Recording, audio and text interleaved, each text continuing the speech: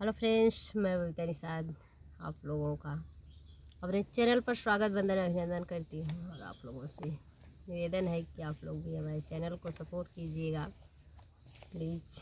आप लोगों के बीच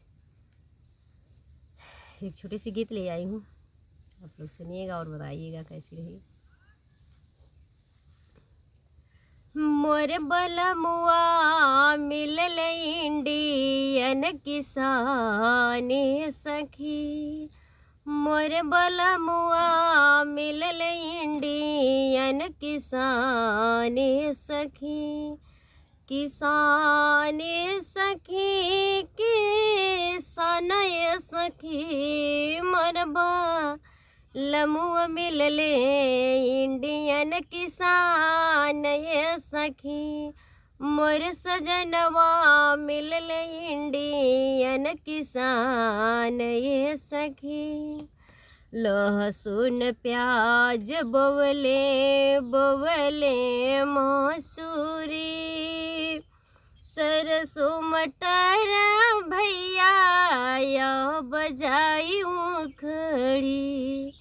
लहसुन प्याज बोवल बोवल मसूरी, सरसों मटर भाई अब जाई खड़ी। सगर बोवल गेहूँ धान ये सखी, मोर बलमुआ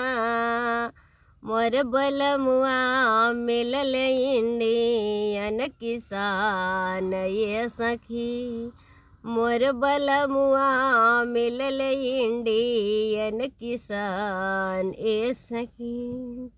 रची रची सैया मोर करल किसानिया, खेतवे के मेड़ी करे न दतुआनिया।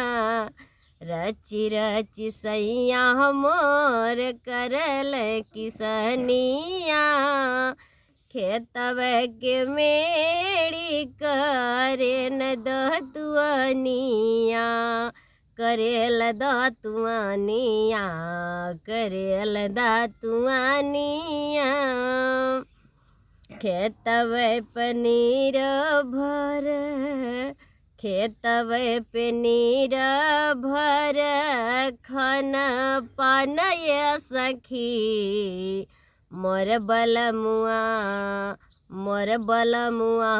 मिलल इंडियन किसान ये सखी, मोर सजनवा मिलल इंडियन किसान ये सखी, किसान सखी किसान सखी, मोर बलमुआ मिलल इंडियन किसान ए सखी, मोर सजनवा मिलल इंडियन किसान ए सखी।